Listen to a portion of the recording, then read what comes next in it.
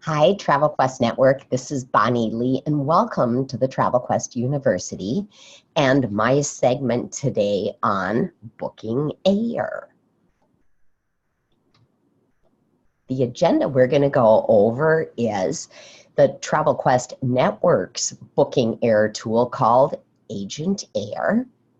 The Agent Air booking tool itself, kind of some of the nuances and the important things that you will want to know. The airline rules for booking air for your customer. We're going to go over how to book a group and what are the rules for booking groups. Tour operator air consolidators, and then in the end, we're going to go over the resources that are available to you as you try to build your confidence level as you book air for your customers. So, Agent Air, and as I said just a couple of seconds ago, Agent Air is the name that we at Travel Quest have given to our Agent Air booking tool. It is important that before you start, you watch our online tutorial on how to use Agent Air. Now, where do you find this? The path is right on the slide here, but you're going to log into the Travel Quest agent portal. On the top bar, you're going to click Rolodex. You're going to click the letter A. Agent Air starts with A, and then you're going to click on Agent Air and it's going to open up. Just scroll down just a bit and you will find a recording on how to use Agent Air. How to sign up for Agent Air is also on that within the Rolodex. FAQs on using Agent Air. So when you go to the Rolodex and you read the information on Agent Air, it's going to give you so much more that I'm able to give to you in this introductory video where we're talking about the different methods to book air for your customer. Agent Air really is a point-and-click version of the GDS. GDS is an acronym that stands for Global Distribution System, and it's really what travel agents, prior to all the point-and-click options that we have out there, it's what we use. We always called it the blue screen. Very command-driven, hard to use. Doesn't seem to fit perfectly into today's environment where everything is so point and click. So we have put into motion for our agents Agent Air. Simple point and click, very easy for anyone to use.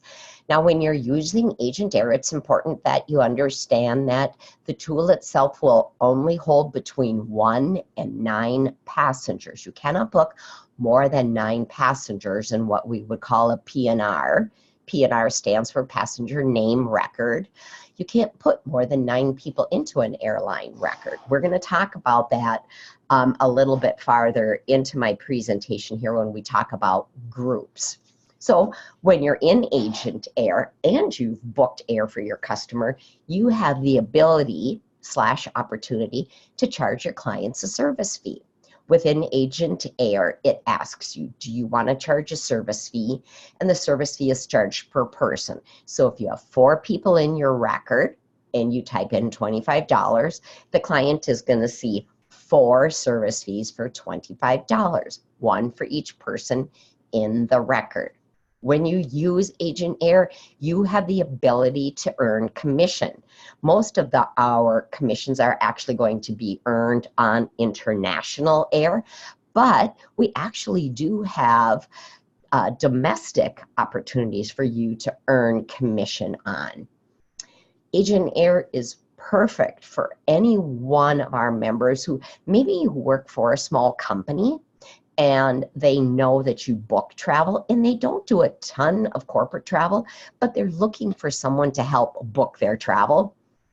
Agent Air is perfect for that type of a situation. So if you work for a small company or you own a small company, this is a great way to get that air booked. The agent, you, and Travel Quest Network as a whole, we maintain control of all of the air bookings that are held within Agent Air.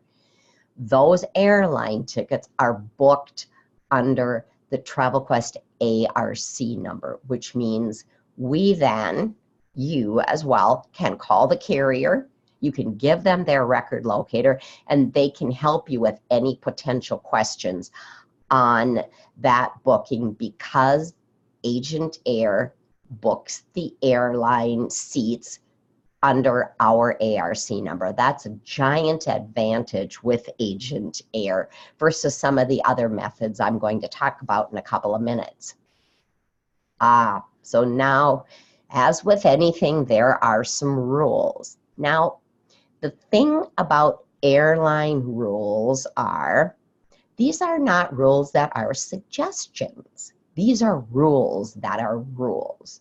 These are rules you as an agent want to know, you want to understand, you want to be able to communicate them very clearly to your customer, and you want to be able to just really get down to the nitty-gritty on it, and you want to follow these rules. So the first rule that I have up here is, remember, when you're holding airline space in Agent Air, be considerate of our travel partners. You are holding live space. That means if you pull 2 seats out, Minneapolis to Chicago on February 14th, those seats are out of the airline's inventory. They cannot sell them until you release them. Be considerate, you're holding live space. The second item that I have here is never hold airline space for the same person where the itineraries overlap at the same time. The carrier will see that. So what I'm saying here is, if your client says, I do want to go to Chicago, February 10th to the 14th from Minneapolis, okay, fine. But then they go, well, you know what, I don't know if I really want to go on the 14th. Maybe I want to go on the 15th. You do not want to hold both air itineraries for your customer. If you do, potentially, number one, the carrier will see both itineraries. Same person obviously can't do them both. They're going to cancel both of them. That's one potential issue. You will have nothing then to offer to your customer. And number two, it can be followed up with a debit memo. And the debit memo comes from the carrier when they say, hey, you broke the rule. The rule is very clear. Do not hold the same itinerary different days for your customer when they can't travel. If you do, we are going to penalize you.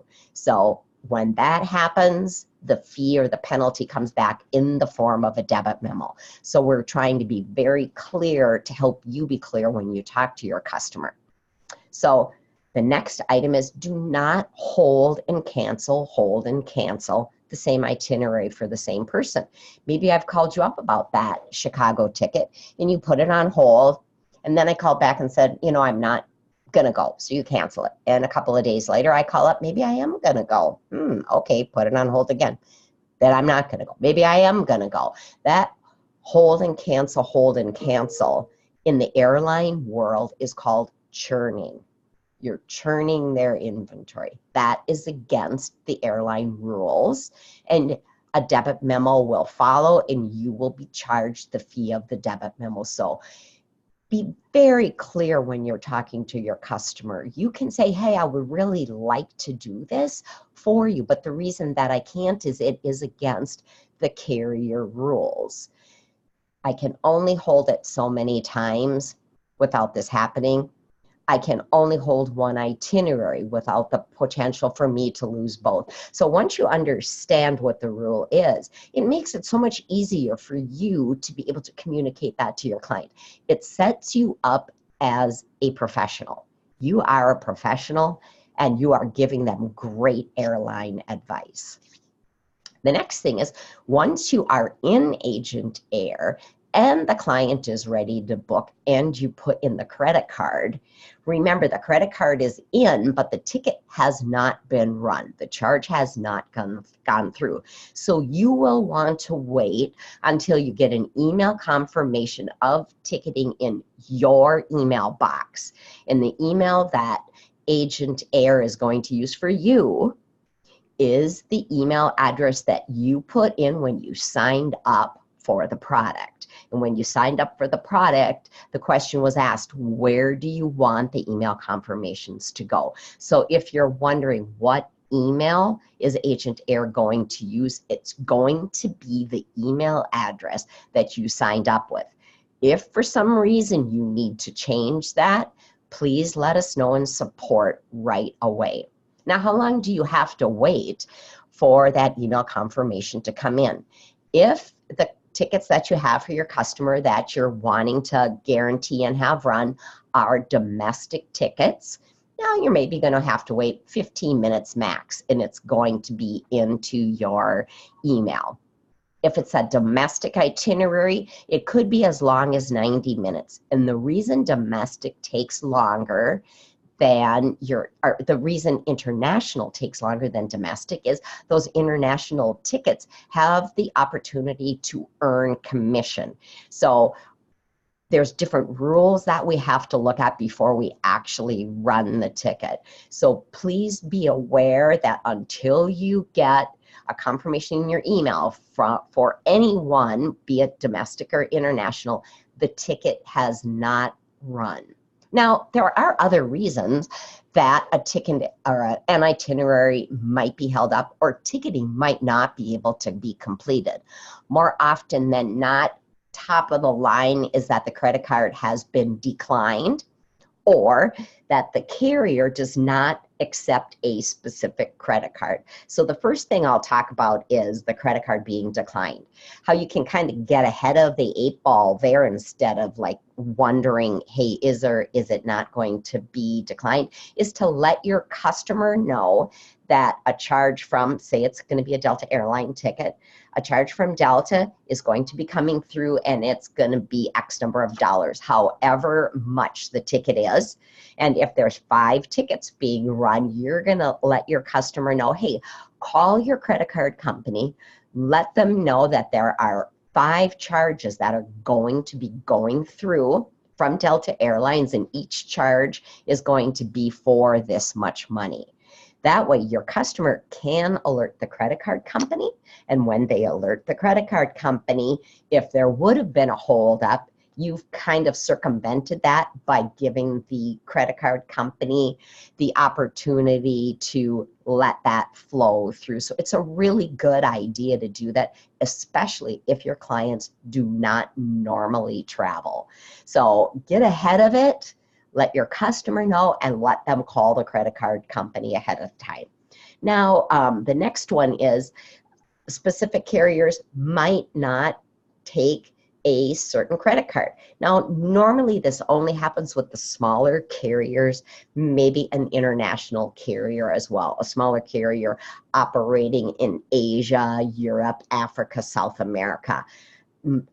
Many times they don't take, for instance, an American Express. And it's not, when we try to run the card, it's going to come through and it will say, hey, this carrier doesn't accept it. So we will then let you know, and you'll have to circle back to your customer to get a new credit card. You will then go into Agent Air and send a message. But again, all of the fine details on how to navigate through this, you're going to find when you take and listen to the tutorial on Agent Air that we talked about earlier. Another rule that the airlines have is that if you have 9 or more people on the same itinerary, same days, they must be booked as a group. I said 9 or more, but in actuality, it's more than 9. If you have 10, they need to be booked as a group, one big group. So if you have 5 people who are going to book tomorrow and 5 people who are going to book the next day, same itinerary, same everything, they just can't get all their stuff together today for the whole group. The airline will see that. You're going to have to let them know that you do need to book them as a group. We're going to talk a little bit more in one of the next slides on booking group air and some of the nuances there again. So when you are in Agent Air, and you have an itinerary on hold for your customer, the price is guaranteed only until midnight of the day booked. Remember that, till midnight until the day that it's booked. So let your customer know that I will have to have your credit card by the end of today if you want to guarantee the price that I have here. Very, very important. It's a good option that you give them, that you can put it on hold, but you can only guarantee that fare until midnight of the day you put the reservation on hold. Now, as I promised, here we're going to talk a little bit about group air. Group air is guaranteed space, so it's great. All of your people are in one P&R. They're all paying the exact same rate. Great, huh? It is.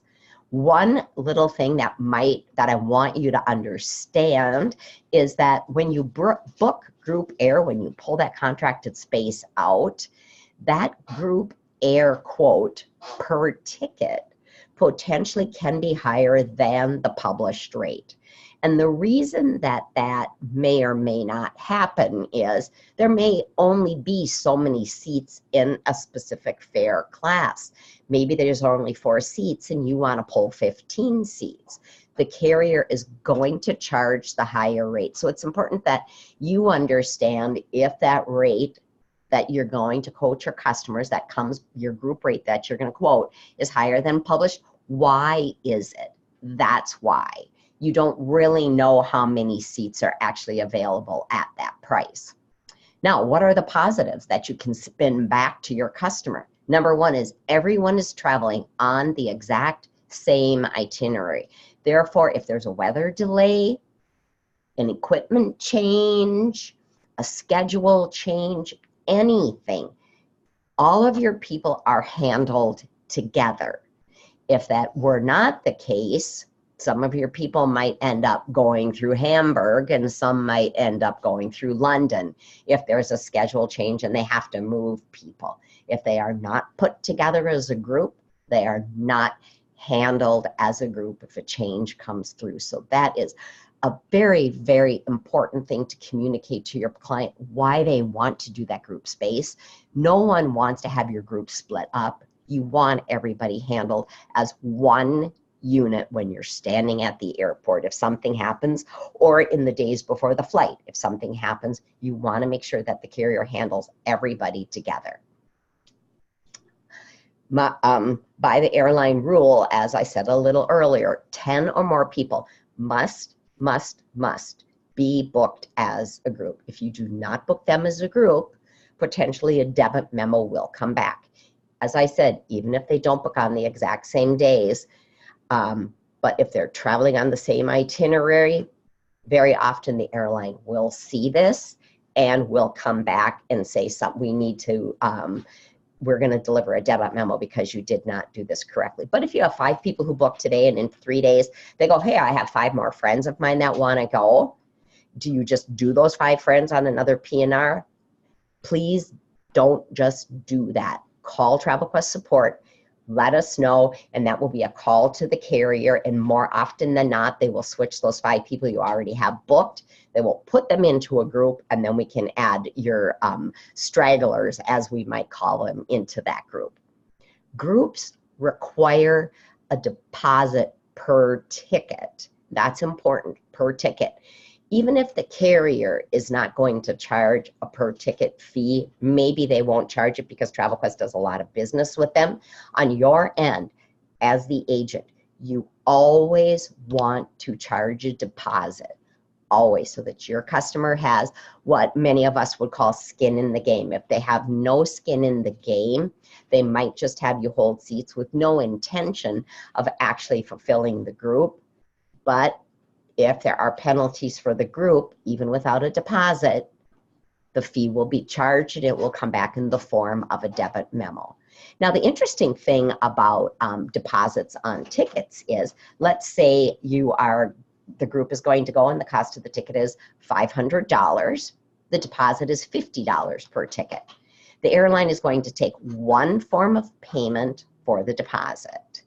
One form of payment for the deposit, one credit card.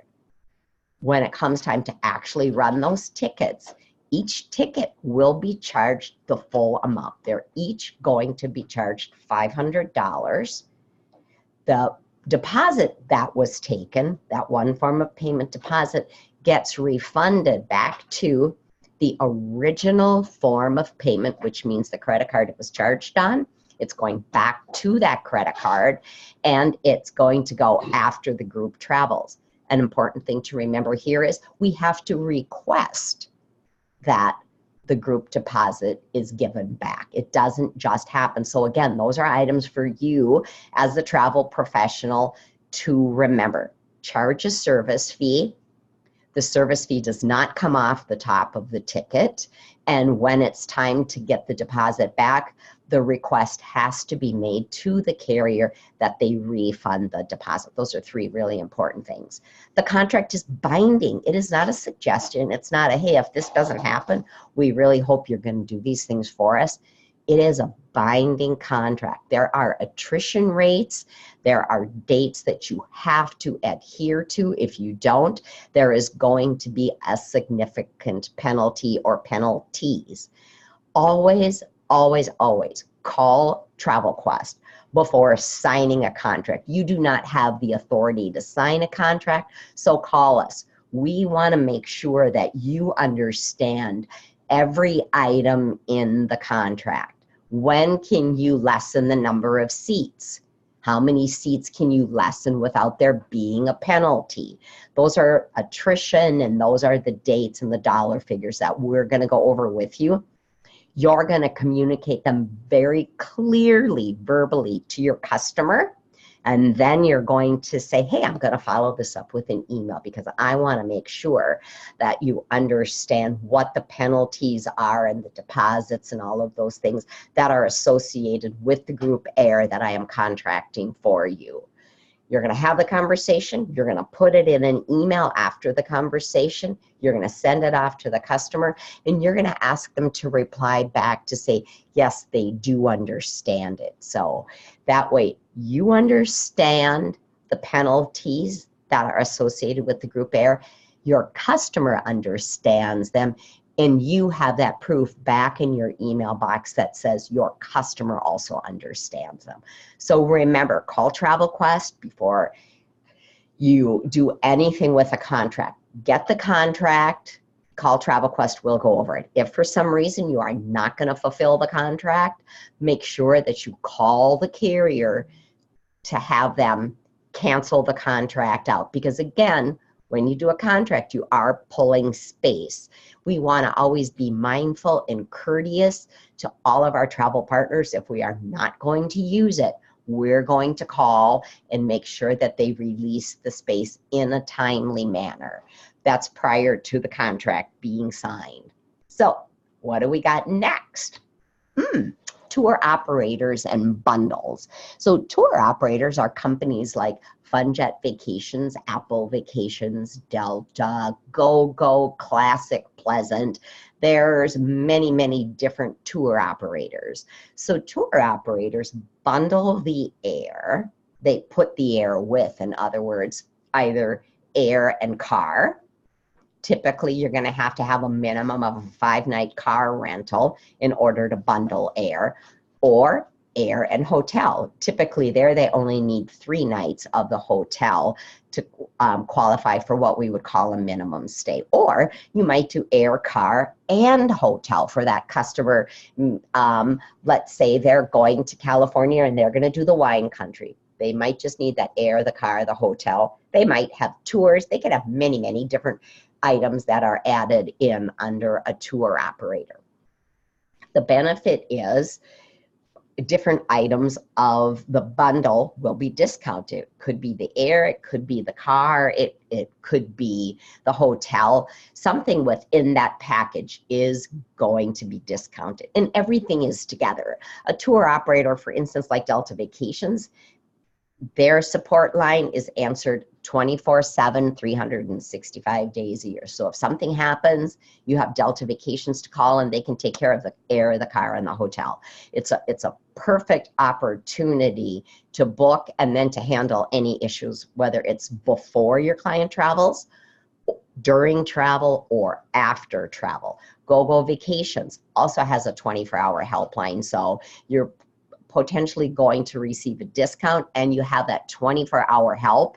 and we have the power of a giant company on the backside to help us if there are any issues. What you do want to do is always compare the published air price, in other words, the price you might find on Agent Air, to the price that you're finding with the tour operator, especially if you're talking about international air. And the reason you want to do that is because there might be an opportunity there for you to add a markup. If the international air is deeply discounted, you potentially will have the opportunity to add a markup. If it's discounted $300, maybe you want to add a markup of $150. Tour operators like Delta Vacations has the opportunity to allow you to put a markup in that your client will not see. It's just bundled right inside of the package that you're putting together for them. As an example, Delta Vacations, which is owned by Delta Airlines, hey, their hub, if you have clients traveling out of their hub city, like Minneapolis, Atlanta, Seattle, LA, New York, those are great opportunities to check the published air and then go over into Delta Airlines or into Delta Vacations and check the pricing opportunities. So that's the information on tour operators and how they bundle that air with different opportunities like air, car, hotel, transfers, sightseeing, insurance, all of that stuff can be bundled together. Now, what do we got next? Air consolidators. Who are air consolidators? Air consolidators really are companies that buy bundles of seats on specific carriers for a discounted rate. In other words, they might go to Delta Airlines and say, hey, we're going to buy 50 seats Minneapolis to Hamburg every single week, and we want you to give us a discounted rate. So they're buying in bulk, they're getting a discount, and they're making it possible for travel professionals to take advantage of that discount. Consolidators almost always are exclusively dealing in international tickets.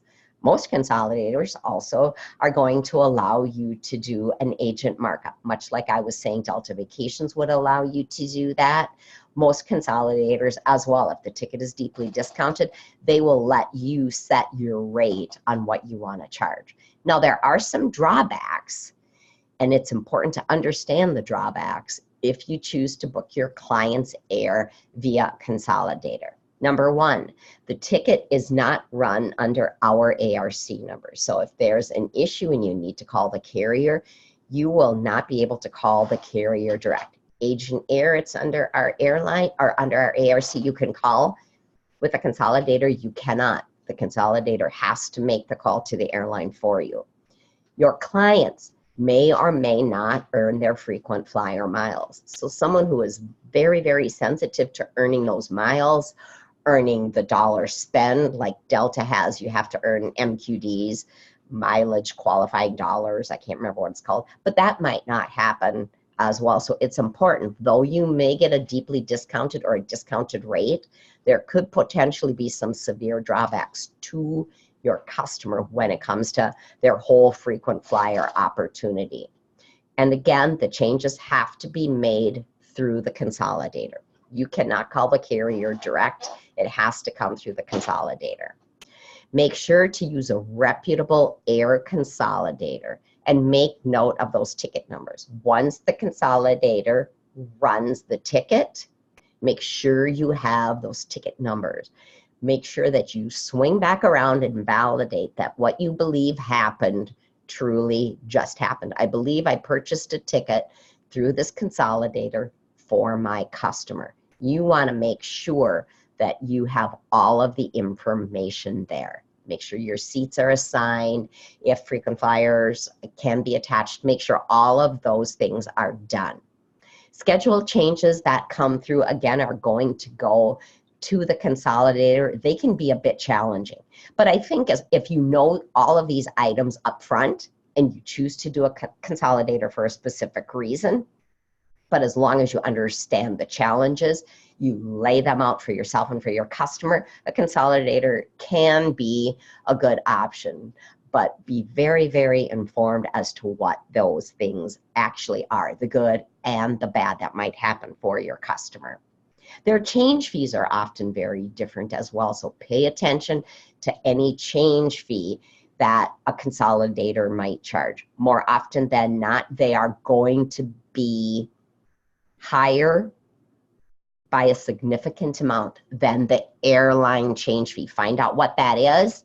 Circle back to your customer prior to booking. Let them know. And again, validate everything into an email to your customer.